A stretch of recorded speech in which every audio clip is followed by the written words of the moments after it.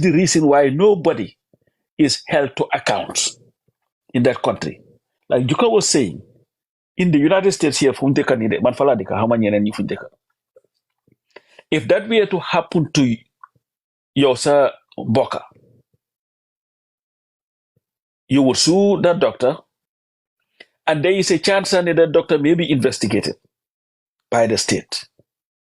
And if it is proven the doctor was seriously negligent, in the revocation of license. And if you have a prosecutor who is very aggressive, chances are it may lead to prosecution too. Because these are all things. More than you make a doctor, Dr. Jason Moms can explain this. Said license is so expensive, said insurance, because of potential lawsuits that are happening. In the Gambia, one lawsuit might happen. That's what they do. It's utter nonsense. Why did Gambia tam nañ xamne fek gisuñ Adama Barrow dal ak nguram gi di dem ci l'hôpital yi ngene dem sen l'hôpital yi continue to be death traps ku fa febar da nga dé Gambia ku nekk nga sukurat they are just waiting to die. You don't go to a hospital génna fa wér mukk amu fa. They don't diagnose you right. Dëkk ba yépp la gaay jox diabetes. Everybody in that country is diagnosed with diabetes. You just go to the hospital, you know diabetes nga am. Man super sister bo xamne ni, and I'm just talking from experience. Neka na Gambia guy nan ko dafa am diabetes and high blood pressure. They were giving her all these medications mu ko jël with all the side effects. Luckily for her, domam ji indi ko fi America. Dom ji works in the healthcare system. Bu dem def a proper physical. Guess what? About diabetes, about high blood pressure. So all these things that they were giving her to take in her system were just poison. And this is what is killing our people in that country on a daily basis because we have a government that do not care. And we have a people ñi nga xamne fogg nañ lu xew rek yalla ko def. Baye ko yalla, yalla dina ko faj. Wa nak olof ne yalla be sa tol. I just wanted to share that. Experience nga share nonu. Thank you for sharing it. And lolu moy li sat because kër bo dem ku nekk am nga benn story ñaari story ñetti story yoo xam ne yow deal nga with the health care sa borom sa nit ki dafa mujjee bakkanam daf si mujjee loro Hadi man yow maam Lisa ñun ñëpp sister Ami ñëpp fii c'est loo xam ne la like it is preventable ma wax fii rek quickly coach ñun biñ defee number si liñ jota aat the last 12 months mun nañ see teg mun nañoo teg suñ loxo si alxuraan okay $219.23 million moom leen approve pour mu dugga si health care bi that same the same grant the last 5 years every year dañ dee dugal ay millions si health care bi. Why Gambians, we don't see the difference. We don't see it. So anyway, my ML fees more wabi. Now, why you? I think what you guys need to do. It's only $1 million. Wow. $200 million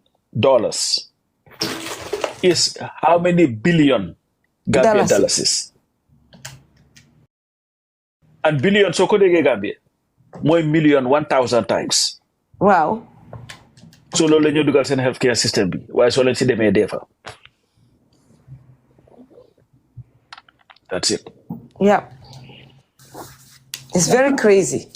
Te loolu last 12 months rek la coach. Last 12 months dañ ko add rek grand si gars yi am rek 12 months. Imagine this nonsense. Huh? 2018.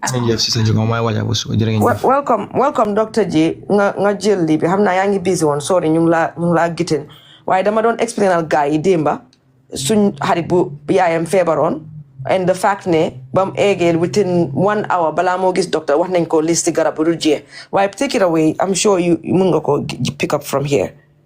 Wow léegi Dr. J naka nga def ba pare Dr. J su yuwa failen yeni juka yo ya fede nekk di interrupt buguma gis sa mic bi ubbeeku Dr. J gis na injustice bi may leave with coach dooma jàppale si Hadi Kinte Sister Hadi nuyu naa la nuyu naa la gëj naa laa dégg sa baat baa ngi dee mbaa yaa ngi si jàmm. waaw maa ngi fayt sant yàlla dama amoon tuuti jafe-jafe rek waaye sa nit ki moom everyday mu call ma foog ne dama dem ma ne ko demanguma de baru musgu bi daal nañ ko xeex bul dem fen bul dem fen bu la dara jot yal na yàlla fëgg sa bopp. amiin waaw yéen ñëpp nuyu naa leen ziar naa leen déglukat yi ak ñi nekk si plateforme bi brother coach nuyu naa la gëj naa laa dégg trop I hope everyone is doing well yéen ñëpp ziar naa leen xam naa bi may dugg si maa ngi dégg coach mu ngi doon wax about her sister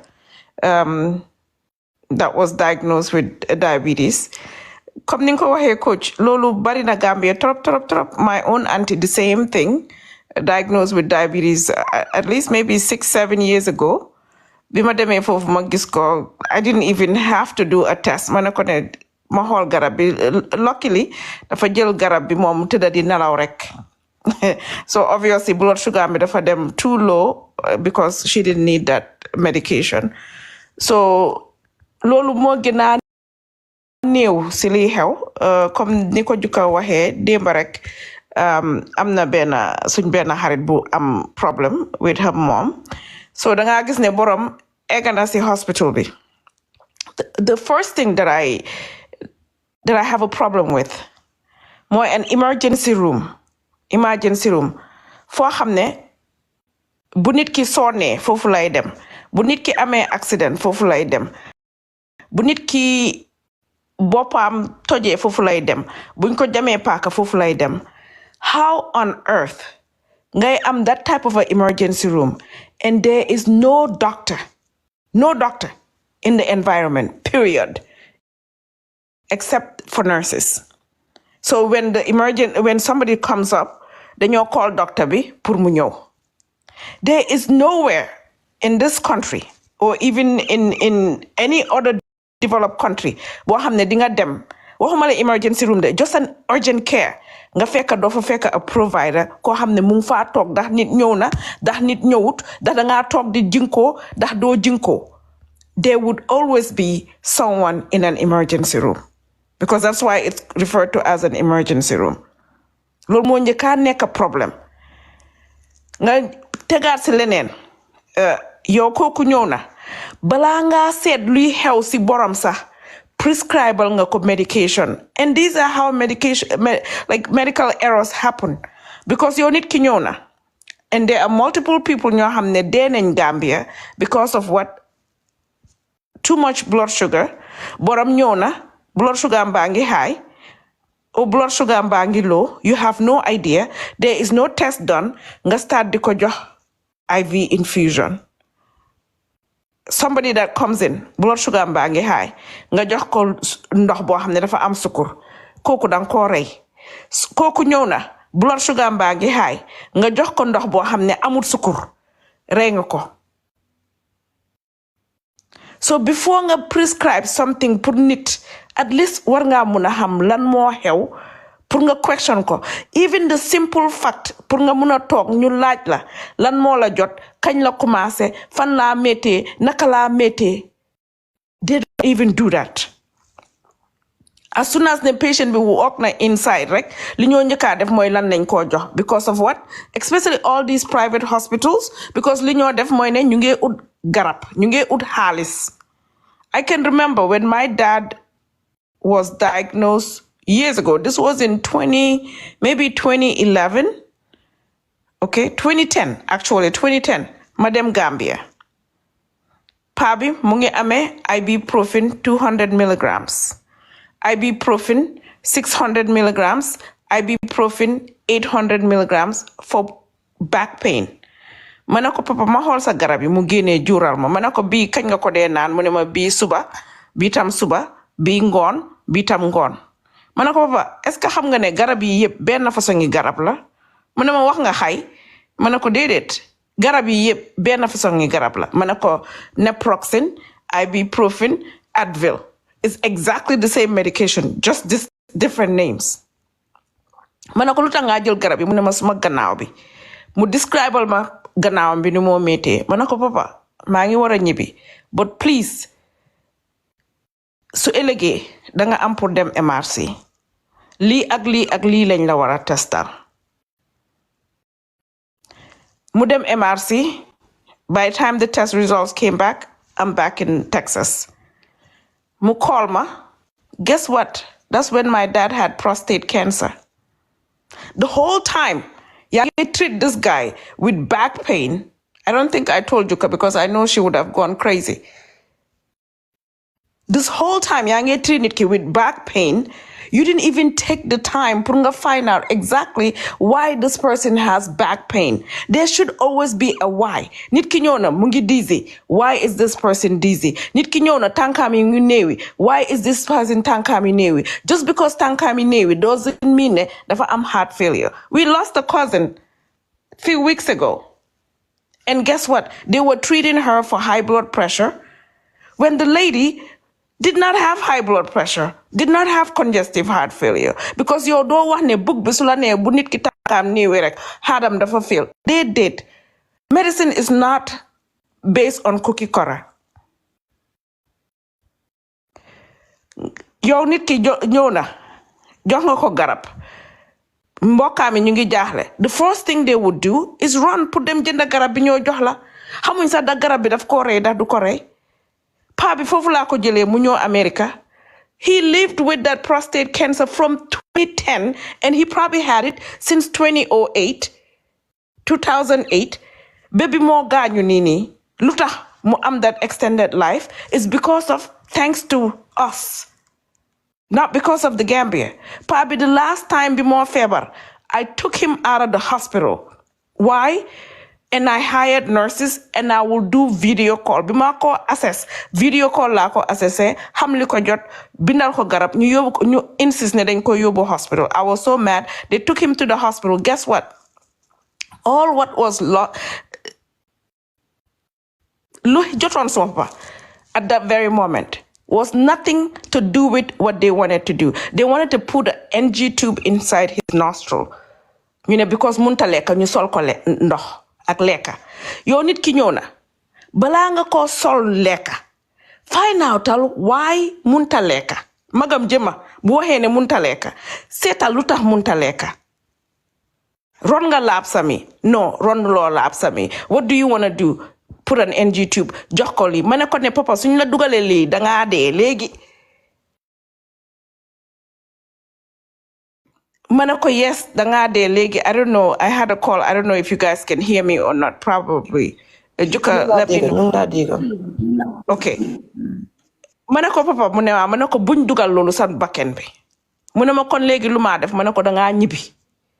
Doctor bi ñëw mu ne ma ne sa papa su ko dara jotee you are responsible. Ma ne ko I would sign anything that you want me to sign. I would rather be responsible for my dad's death, knowing that I've tried my best to keep him alive, than letting you guys kill him whilst taking his money at the same time. Because the minute they know ne am nga xaalis, the first thing ñu ngi laa jéem a tëddal hospital, ñu ngi laa indil all these bills, all these medications that doesn't make any sense. They would operate you, do surgery on you when you don't need it.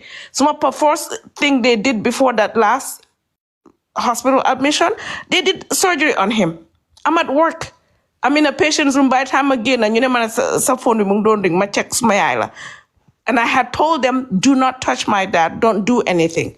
They insisted, they fooled them and took them to the operating room. Guess what?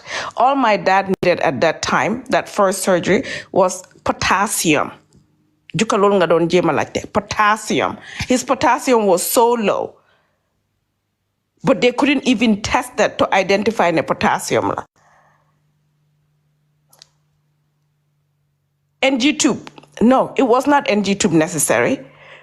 Mane papa, mane suma cousin bi demal si hospital bi nga seetal ma paa bi. Bim ege mu call ma. Mane ko seetal gémmiñi paa bi. You want to tell me a doctor that comes to round doesn't even look at the man's, you don't even assess the person.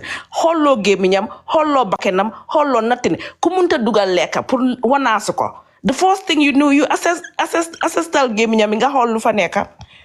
Paa bi lu tax munta leka was very simple. Gémmiñam bi dafa rocceeku. Can you imagine? Gémmiñam bi dafa rocceeku.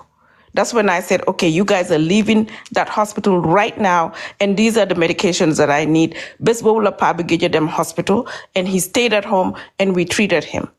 How many people will have that luxury to do that? Very few. Another sad story, Jigenbi is only 45 years old. He's no longer with us. He was only 45. She was only 45. Lan mo xew dafa am accident. Degloving injury mooy comme su la dara tëccoo sa tànk bi tëccu mu am fu dama ñu yóbbu ko si hospital bi jigéen bi mu ne gëj naa gis docteur de dee biñ ko admité ñu ko defaral raabal ko tànkam bi defal ko si cast. Nobody took the initiative to take it off or to assess that leg or to look at the leg. Ba benn bés la ñëw rek ne ko ne it was on a Monday, ñu ne ko Friday, so méegee da nga war a make a decision before Thursday, ndik Friday dañoo dog sa tànk bi. A 45-year-old woman. Juka comme suma yaay, everybody calls, suma yaay call ma xaaju guddi. Jëkkëram mu ngee jooy because mu ne dañoo dog tànkam bi. Why? Why would they do that? Why don't you even have the conversation with the woman before? How come this lady has been in the hospital for 8 weeks? When we met Gambia, I had to take medication to give it. Unfortunately, I didn't have time to go see her, and I wish I did in the hospital. Ñu jëlee ko fofu ma ne ko nañ ko yóbbu Dakar contacted people over there. The lady got there. They didn't even do an x-ray. All I had to do ma ne ko jëlal picture nga suma benn cousin mu ngay liggéey si hospital foofu ma ne ko jëlal picture nga yónnee ma ko. Do you know what was left of this woman's leg? Bones.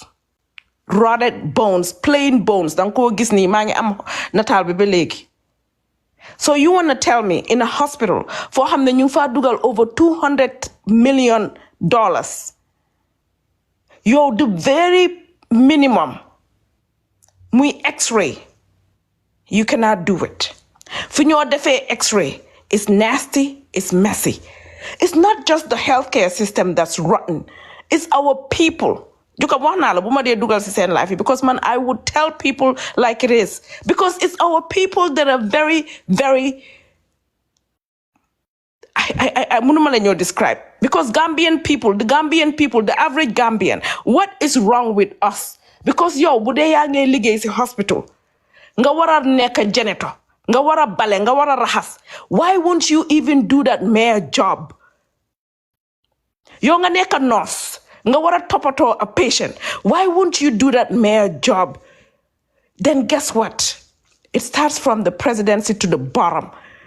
Ki jiite bu yéesee te ñi ko fa teg gën koo yées dëkk boobu duñ am jàmm te duñ am lu baax.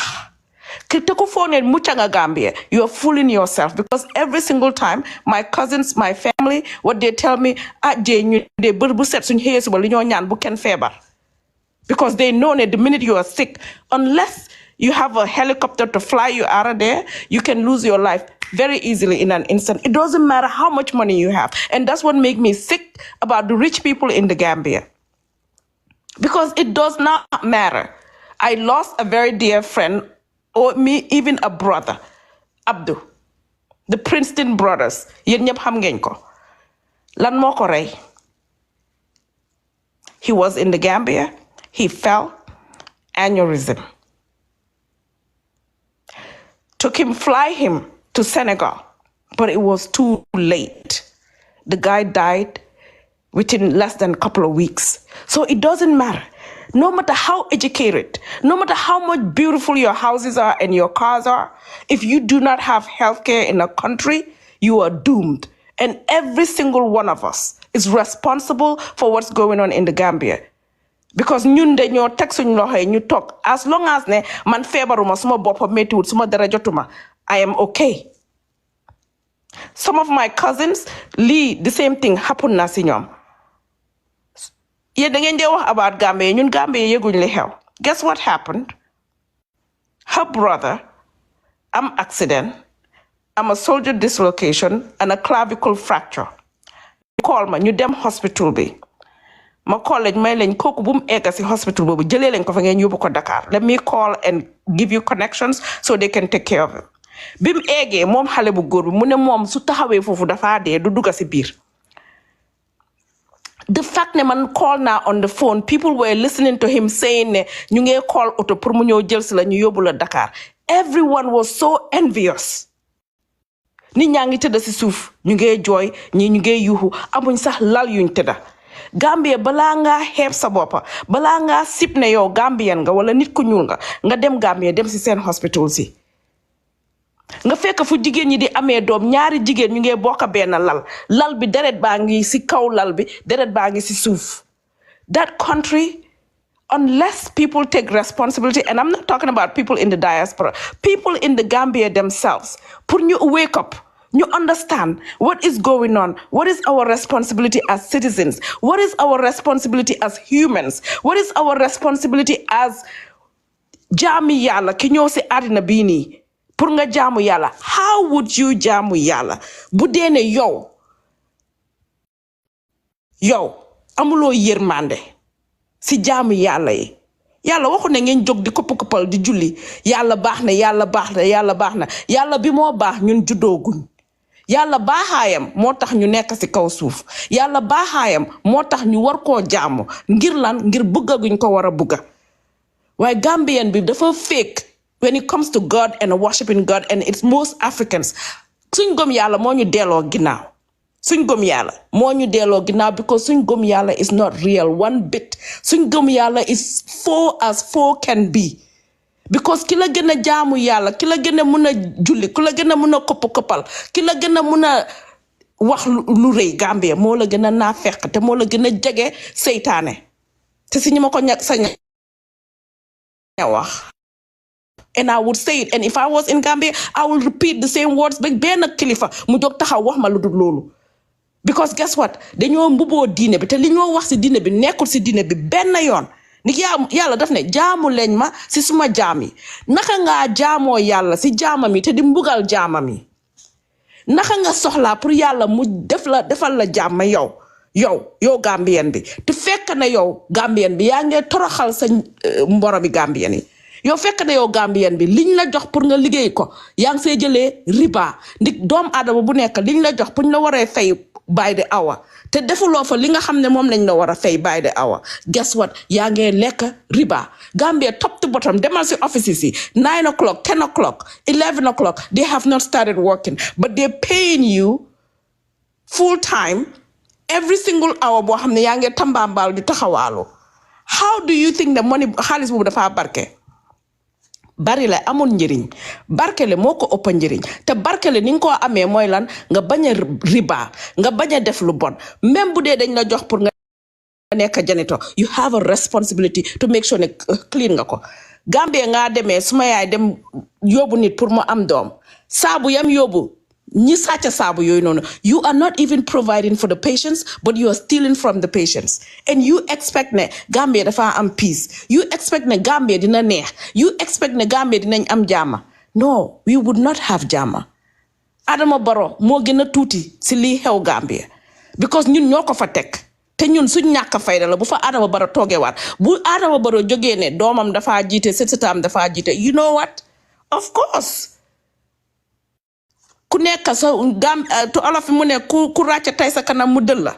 Why wouldn't he do the same thing bu dee ñun dañoo gas suñ kanam di ko def suuf di ko def jal suuf di ko jalal moom daf koo ràcc pour mu dël la because we are not smart enough to realize ne Gambia pour mu dem kanam is not the president alone.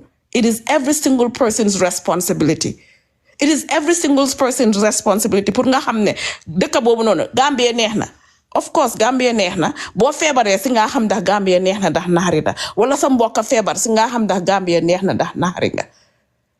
I think that if people are going to campaign for these elections, the first thing they have to make sure that nit ñi aware nañ is the healthcare system. I don't care how much money, I don't care who you are, I don't care what you have. If you are sick in that country, you are doomed. Li nit di ñaan yàlla mooy ne nga dem holiday Gambia nga jógee fa te feebaruloo bu la dara jotee xamal ne di nga am problème and don't call me. dinañ la call ji. No, because Juka, it's so sad when I look at all the issues that are happening when it comes to healthcare, and every single person acts like it doesn't even exist. You can Dr. only J, do yeah. so much. yaa ngi waxoon ne danga bugg di ñëw pour gars yi follow la pour ma wax ko dem leen ngeen follow Dr. J page am. Our people are very, very depressing sometimes. Boko halate. Si ñu mako sañé wax yépp.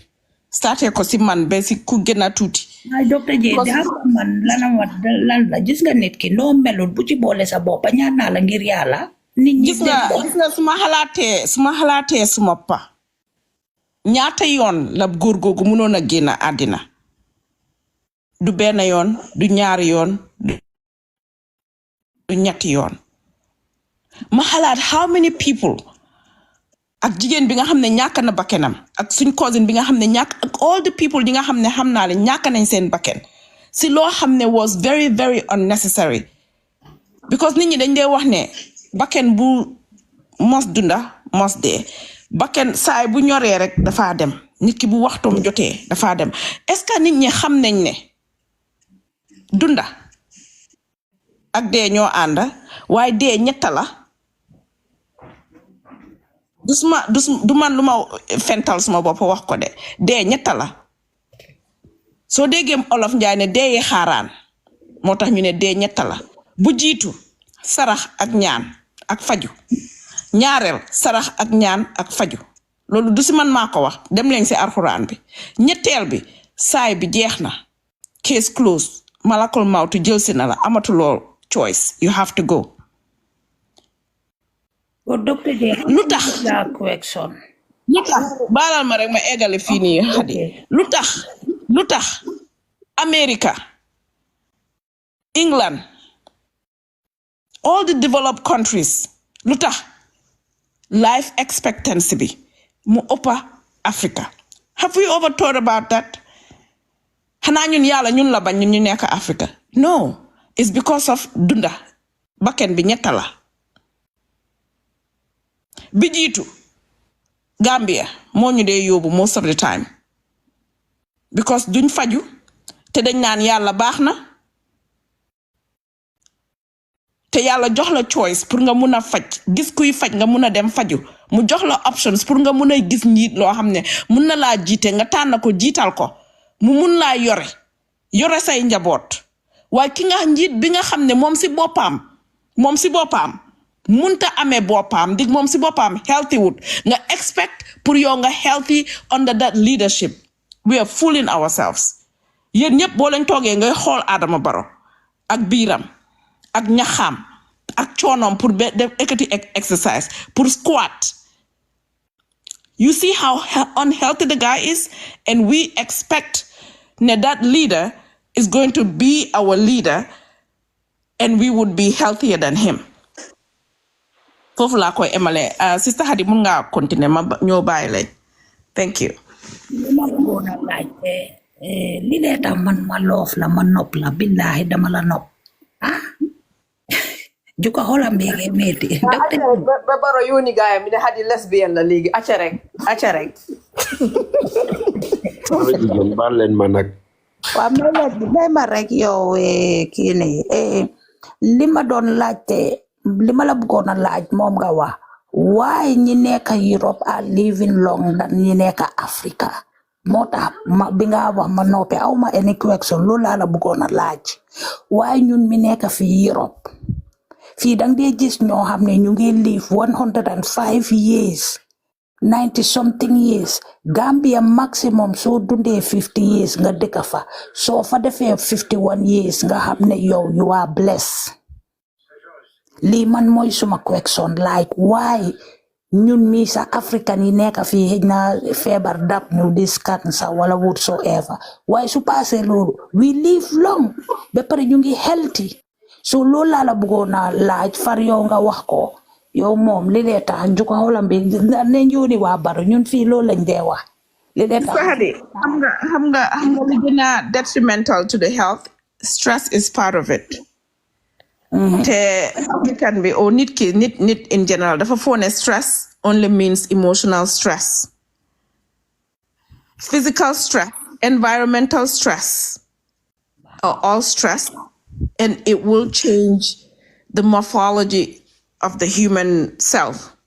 The mitochondria be like change dina tax nit ki mo end up su warona am su amon the gene of a cancer gene bobu ñew manifest nek a real cancer bu amon nothing with thyroid dina ñew end up am hypothyroid dina ñew am hormonal imbalance dina ñew am Gambia the stress level is super high. Okay, quality of food is not there. Ñi nga xamne ñu ngi ci teeru bi they think ne what is quality is what they call quality diw bu bari yàpp bu bari puuch patch ñi nekk ci nguur gi ñi nga xamne ñu ngi mëna puuch patch. Okay, on top of lolu nga ñëwaat nga am healthcare boo xamne doesn't exist. Preventive medicine doesn't exist. Te ñëpp xam nañ ne garab even in America is very expensive. Faju even in America is very expensive. So the focus should have been for us in Africa, preventive medicine. Olof Njaay moo ko wax fagaru moo gën faju. Nga add yooyu noonu yëpp together. Nit ki bu nekkee 40 nga dem seet ki am 40 nga compare ko ak yow danga foog ne borom mun na laa jur because of coono bi moo dëkkee because of ñàkk quality bi moo am si lekka si dunda si stress kooku nga ñëwaat moom already resistance am immune system am mu ngi low nga ñëwaat nga tegal ko beneen feebar kooku mooy ne rey nga ko ba pare. So multiple factors moo tax Gambia nit ki pour mu dunda mu yàgga muy metti. So ñun ñoo mën a change all these stress levels by making sure ne ñi ñoo teg pour ñu jiite ñu dinañ am suñu yërmande ñi ñoo teg pour ñu jiite ñu dinañ am the capacity pour ñoom seen bopp sax ñu mun a jiite seen kër ñu mun a doxal seen kër ñu mun a healthy ñoom seen bopp foog nga am ki nga xam ne mu ngi am the mindset ne dafa war a dunda dafa war a dundal askanam dafa war a jëriñ askanam dafa war a dimbale xale yi barki démb rek o démb smile lim doon jooy mu ne Gambie foo dem nga dem Brikama xale yi mu ne ma kombo bi mu ngi fare fees tepp ak ay xale waaye ñoom ñëpp ñu ngi toog di naan ataaya di kampe ma ne ko loolu tax half of them ñu jël gaal yi 1/3 bi or 2/3 si ñu gaañu si géej bi ñeneen ñu dem soxlawuñ any type of some kind of a high IQ pour nga mun a figure out ne the way that country is going half of the youth are on drugs. Some of them are not even able to work. The ones that are wanting to work to make a difference, they cannot even have the education. Amuñ the skill set. Amuñ ken ku leen dimbale. There is no hope. Where are we going? Gis nañ naka la àddina bi di soppeekoo. Gis nañ naka la America métier. Gis nañ naka la Europe métier. Things are changing. And guess what? Man, Africa moo war a nekk the next Europe or the next America. But guess what? We will be enslaved in our own continent again. Because dinañ ñëw jël suñ suuf si bay ko di ñu ko jaay ñun ñu la ñoo liggéeyal ñu la ñoo saraxtu xam nga dañu daan indi pour ñu ñëw America pour ñu nekk ay slave léegi dañoo ñëw biir Africa def ñu fa slave te duñ si mun dara Chinese dinañ ñëw jël suñ suuf si jël everything ñu owe leen so much money ba nga xam ne dañoo nekkaat ñoom seen slave ñoom ñoo rey rent suñ kër yi ñoo moom. That is what's going to happen unless we wake up and change the way we behave and change the way we select leaders. Juka, harama baila. Nuko may duma dem egale suma liggéey bi. Thank you so much. Thank you guys. Okay, doctors can share sympathy, but they can share pain. Ismaila balal ma rek su docteur Jey de wax fi kenn du de wax balal ma nga muy Hadi bàyyi ko baal ko. déedéet dafa am muy ma wax dafa am ku ma xam kuñ opéré dafa amoon lu gros si biiram bi docteur J so opéré nañ ko ba pare waaye moom tamit ñu ngi ko bindal dozens of medicine bu mu war a naan maa ngi waxoon ne dinaa la binda sax laaj la waaye dama fàtte pour laaj la ko so moom yan garab la war a use Well, after you so pare mun nga ma bayal message wax ma o mun nga ma call just wax ma a little bit about what's going on like ok dinaa dem dip su ma la koolee thank you docteur J jërëjëf yow moom soo ñëwee ñëpp jaaga si yow yow yaa war a dem Gambia nekk président nga génne borom yéen boobu man bul du ko moment njëkk coup d'état bul commencé tooñ déedéet boobu du la coup d'état su may njëkk a campagne ne leen su nekkee président ku liggéeyiwut on time you are fired ku deful li nga war a def you are fired docteur J dafa nekk dictateur man bëgguma docteur J mu nekk président waa duka man ma nekk vice président Can you give me now 5 minutes? Fana la dañ am we are principles dama principal won oppa Sisters, please. léegi man ma nekk vice président activiste du xaar rek 1 second activiste yow tamit li nga nañ may activiste ñu seet lu mu bugg a wax li nga bugg a wax de foog naa war naay tax Barrow génn dëkk bi de ñu déglu la nga ñu seet Yes. activiste waaw ñu seet ndax soo waxee Barrow dina gàddaay génn parce que ñun tey loolu lañ ñu ut tey dañ sonna si Barrow Jërëjëf man solution laay indi. waaw léegi luy solution bi Solution mooy system change bi. Barrow must go. That's true. Barrow must go. I think every Gambian agreed that Barrow must go. Let us not make the mistake not making the system also go. Barrow should go together with the system. The system in place in that country. If we just change face and leave this system, Gambia will always be broke and Gambian people will always suffer. Last week, one of my family members was operated in Bansang and the electricity go off. The generator did not have fuel. Going to the petrol station, buy fuel, before coming, died. They said it's the grace of God that killed him. I want to take the matter to court. Family members call the police to kill the case because it's grace of God. If God wants, he will not die. That's what they believe in. What we will give Gambians people is to reset the mindset of this God blame game. Gambians people must take responsibility of what is going on in that country. You can't continue electing incompetency and think that God will just come and solve your problem. We don't need Mansa. We need workers, servants. We need servants. We don't need Mansa. As far as we continue telling them that they are Mansa, they will always operate as Mansas. They are not kings. They're supposed to be servants. For us, as system change team, PDOIS, we have servants for Gambian people. We always have servants for Gambian people. And we are willing to educate, to form an expert bank, to go into Gambians' problem. Expert bank will look into the Gambians' problem, reports to our government to be able to solve all the problems. Together with civil education, we will make sure every Gambians know their position to make sure that Gambia has a sons and daughters who is ready to take care of that country, like we can take care of our mothers and sisters.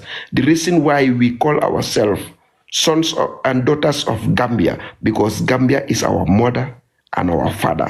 We're supposed to take care of Gambia. That is not only leadership together, but leadership should teach Gambians people to know that this country is their mother and father. They're supposed to take care of him, of her.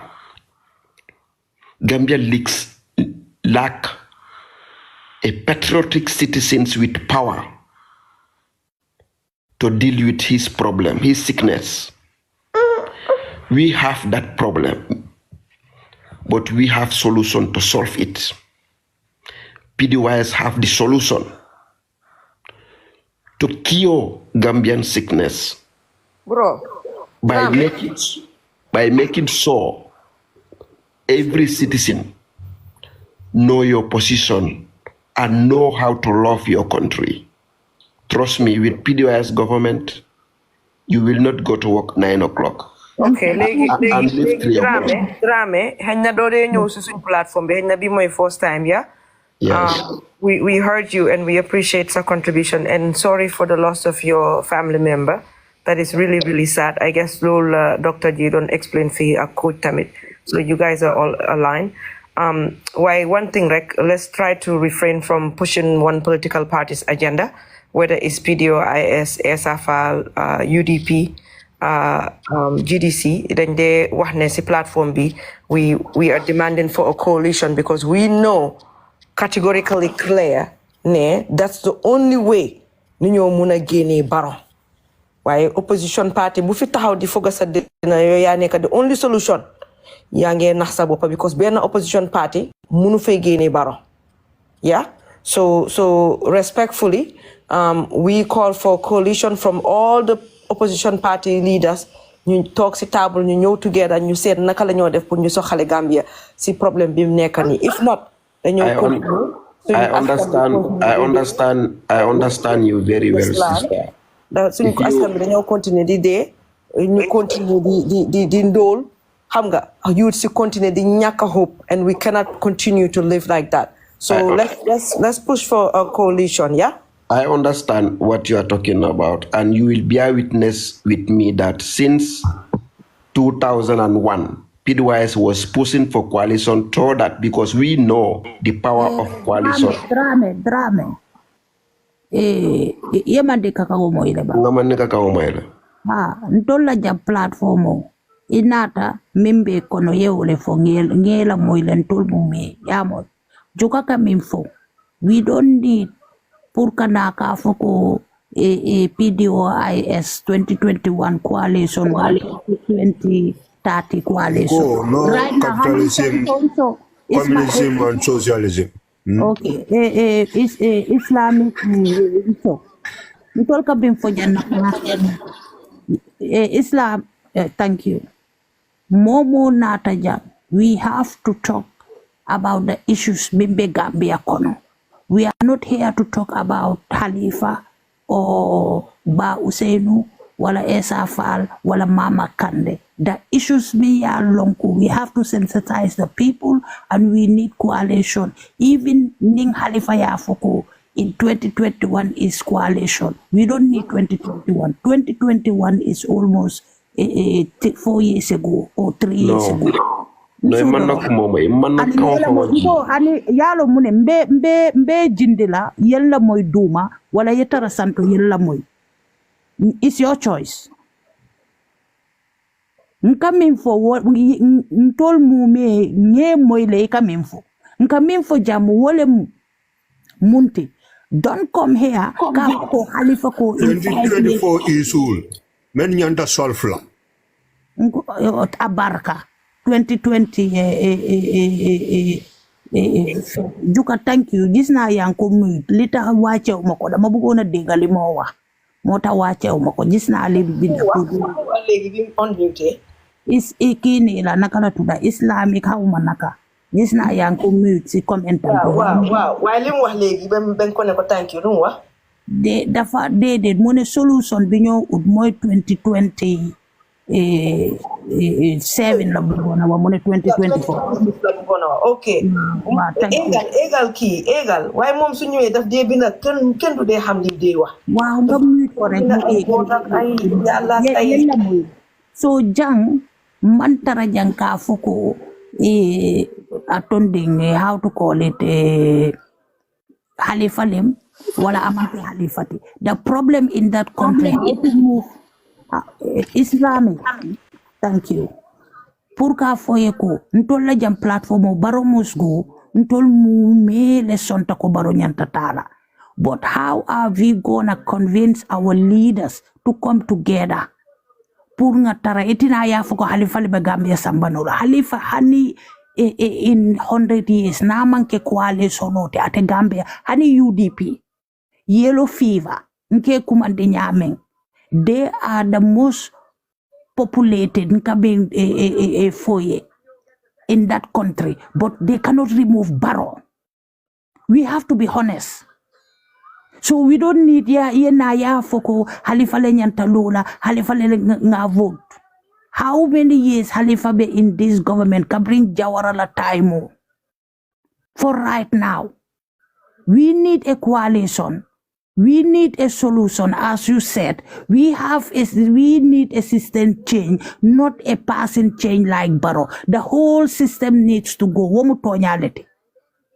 But we don't need Yenaika Foko Halifa Nyanta Gambia Sambala because of Ako 2021. We are not in 2021. We are in 2024 to find a solution to remove Barrow.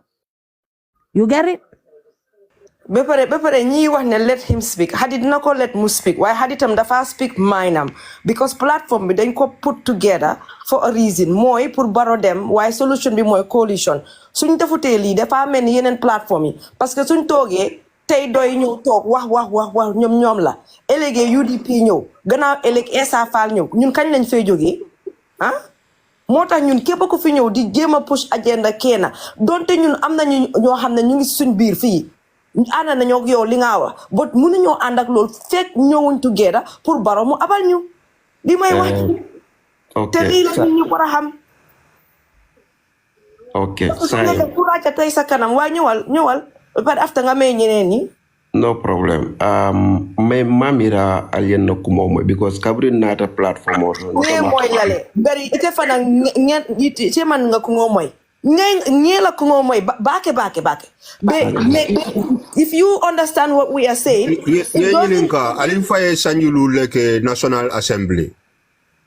Ay munekeje constitution of my masafino. Islamic sabari Islamic. Matu pour ye tono matu.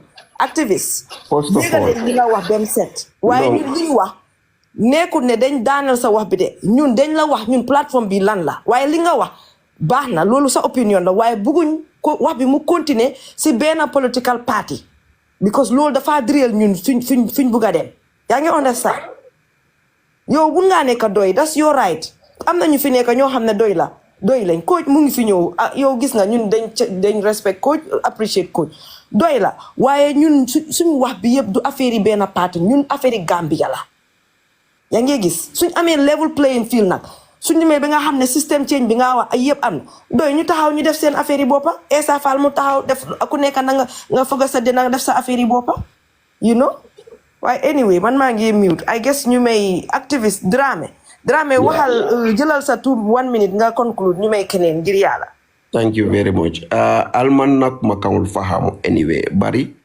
nga platform o ñi respect bakele adun man nene man sele santo bot nga platform o ñi ka follow bakele adu ngalon ne barinte belief tamen na wolom nyinti ko ite kala coalition o keno la Gambia kono coalition o me alon ko abekela nyaada falingu damma coalition o lati wala ken de nga system change ko nyin nati adu man Halifa Sallah fango to fon na diamol mume be kono ka fate la nyanta lola wala ma nyana lola ma to fango fon diamol kono tamandiri nyame ngalon ko wala nyanta ka Gambia bondi nga wala fo wa kula coalition o sa kenole political party kunkilimu sa kenole wo manyi min ko nata janne ka Halifa le promote ndaman ma Halifa fango to fo adon 2001 member for kan nyaje ngo fanana ati jamanke ko No problem. Don't con you move because you didn't say Halifa. No problem. We don't have problem with you saying Halifa. We have a problem with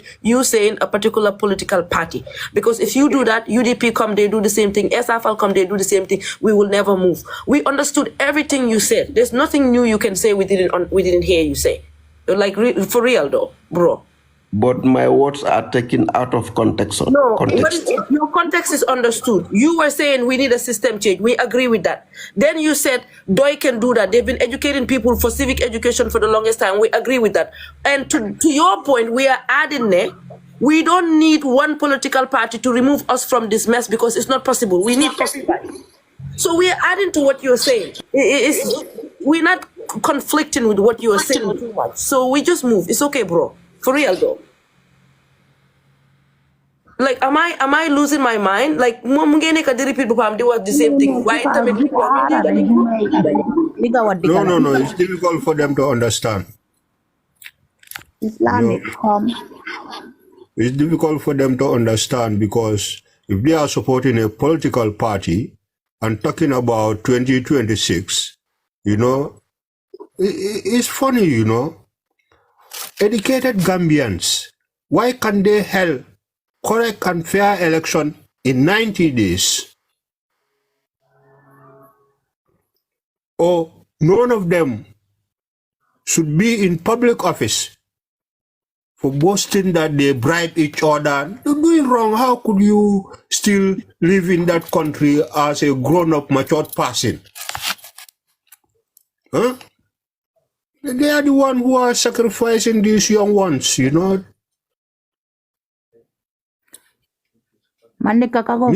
Mislimo eka tonyale fasa. But Mislimo be Gambia eka nakarot. Kene bar. National Assembly, MPL. Rusin dumalat na ya vote pour banko itama nyama. But ni ka ul fong bribe. Ni ko dinding ya for dinding, ni ko danda ya for danda. Then in a political supporter soul malam fue marabo walk le bang I don't know. Because they don't think straight. Dunia tambita wala say man. Imagine. How many youths are dying back way? Islamic batu. Hangul mere. No, Gambia, them guys. Gambia, them. Gis ngeen not si not mu ngi doon wax Hadi bàyyi kii mu wax waaye soo gisee mu doon wax loolu dafa bëggoon pour Hadi mu bàyyi kii pour mu wax moom li mu bëgg a dégga dégg nga am gars yi Essa Faal yi ki ñëwee ñu ne ñu waaye soo gisee mu wax nga am UDP ñoom tam ñu ñëw ñu ne bàyyi foofu ñoom tam dañoo pousse agenda UDP ñun bekay lii ka bekay moo ne 2024 xaalis bu kalas ñu génnee loolu opposition yi yëpp war nañ nekk benn I complain about medicine, no medicine at the hospital, no this good, this and no that and that, and still billions went missing without being accountable. Before in the constitution that say they would not be accountable. The slogan to remove PPP was accountability and transparency. And the same people, they hate that. Why? Who are fools in that country?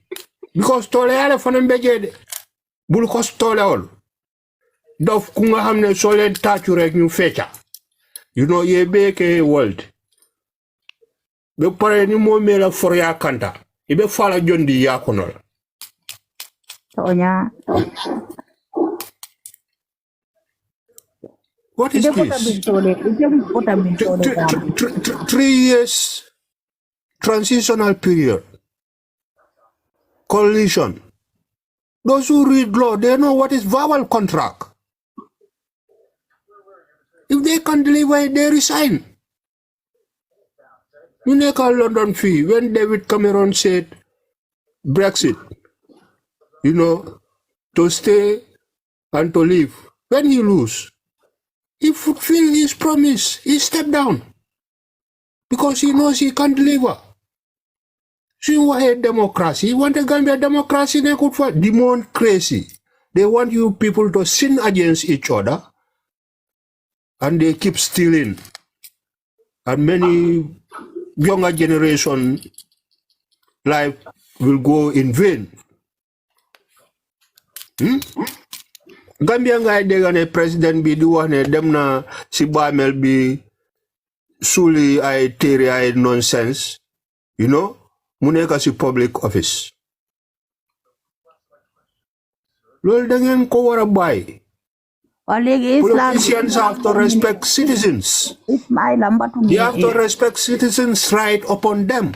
Islamic nsonge nyilinka fena baroko abisira na akona sita faiji adimole besira na Nko na jame kunda jola mano e munefo fo fulol fo anka duwaye. Because ni bela kuma kensong fo la yo kuma kensong fo man. Me, I don't buy those type of nonsense. You know? I don't buy it. But I cut a lala yesino yawuli. Huh? Yeah, then if they're thinking of that, huh? They will speak different. But you know, sometimes people can be deceived by money, material, and properties. You know, satanic devil help us. Me, I don't deal with such. You know, don't deal with such. The problem is that I feel sorry for the young ones because they use them to fuel their politics. You know, Lulu Bahut, $150,000 is a day. That can put a lot of young youths to work. You know, fish money. Ñu juru ñu maksa ñoy duñ am lool, and they are citizens of that country. Man lolo ta mané ñu ban politics. You know, nothing democratic than Islam. Even in London Fisher Lolawa, ñu ban politics. Jerejef Islam ñu may baby Fatou Hana gis lo Emperor Laminai. Mané yow mané ñu nekk Gambia di politique fofu. Aw ma seen jot dama leen wax ne man fii laa bugg suma toogu ma rule British yi German yi ak Russian yi maa ko wax fii. Waa léegi Islam may sa baby maa ngi la am nuyu dégg nga Baby Fatou mun nga ñëw wax léegi. Asalaamaaleykum. Aleykum salaam. ñu ngi leen di nuyu yéen ñi nekk ci panel yëpp Juka. Fay nañ la. Juka nama naa la maa ngi laa nuyu bu baax nuyu yëpp nuyu naa leen ñu ñëw Hadi Dr. J ak góor yi fi nekk yëpp. yaa am itam maa ngi ko nuyu xam nga man jigéen ñi laay njëkkee doog a boole góor yi rek maa sandoor leen. Anyway waxtaan bi am na solo yàgg naa am solo. But I think man xaw ma ndax Gambien si ñu ngi déglu parce que programme bu mel ni Barrow Must Go bi pour man Gambien si yëpp dañ ci war di duga soo mënta duga every time sa time to time parce que plateforme la boo xam ne dañuy wax lépp loo xam ne mooy lëndëm lanca yi nekk si dëkk bi jaxasoo yu nekk si dëkk bi politique yi naxaate si boppam dama believe ne dafa war a jeex Gambia politique yi naxaate mooy dimbale ma gën la duñ liggéey Papa Ndiaye duñ def wala xalaaka siran dañuy xaar ba élection des ay benn at ñu jóg dugg ci dukay dugg ci ruxruxaani génne ay saako maalo ay diwlin ay sijeer ak ay kubéer ak lu kenn xamut loo xamante ne yow benn yoon lañ la ko jox te every time yaa ngi ko mën a defal sa boppa nit ñi duñ war a awareness dafa war a am bu baax a baax si askan wi waxuma sax ñu dëkk si Greater Banjul waaye ñu dëkk si biir ñu dëkk si dex gi si kaw gi dañu war a am ñoo xamante ne man foog naa dafa jot pour Gambien si comme Barrow Must Go bi mu am boo xamante ne Gambia la waaye léegi nit ñi ragal ndaxam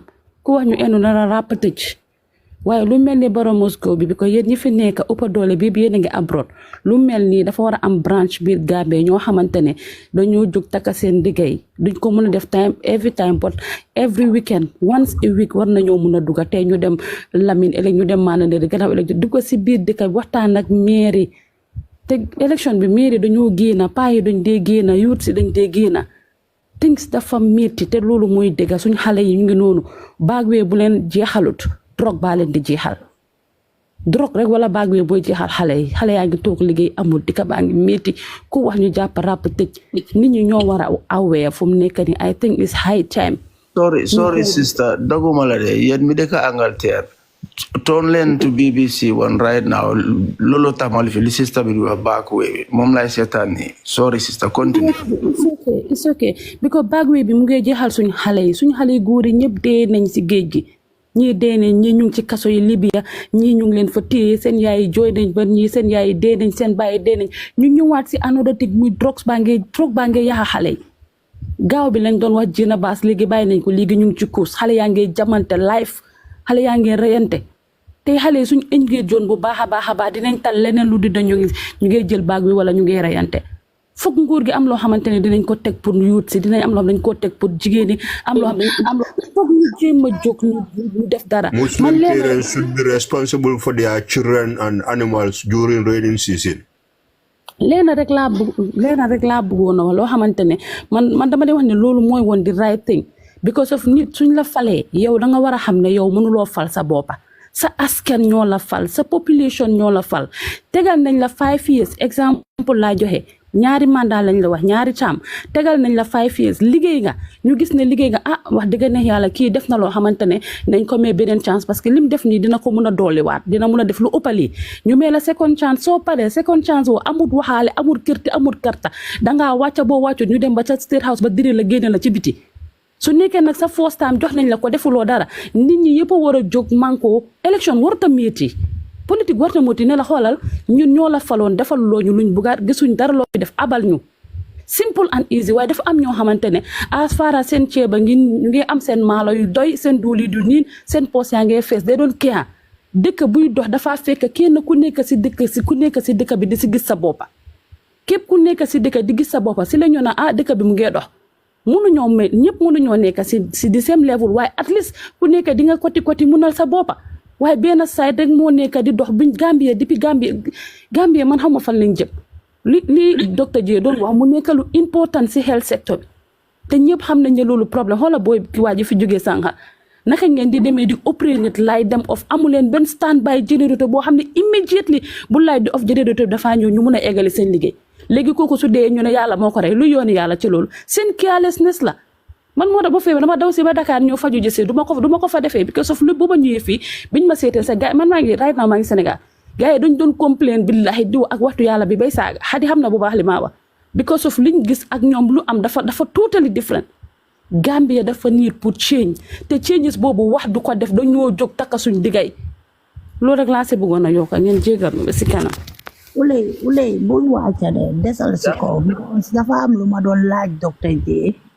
yow mun nga ko laaj bi have living because man ko waroon a yónnee voice wala call ko pour di correct garab so like maa ngi la yónnee voice waaye xam naa gisuloo ko waaw pour rek nga living pour ma la ne la docteur J mu ngi fi pour nga laaj ko correctly waaw docteur J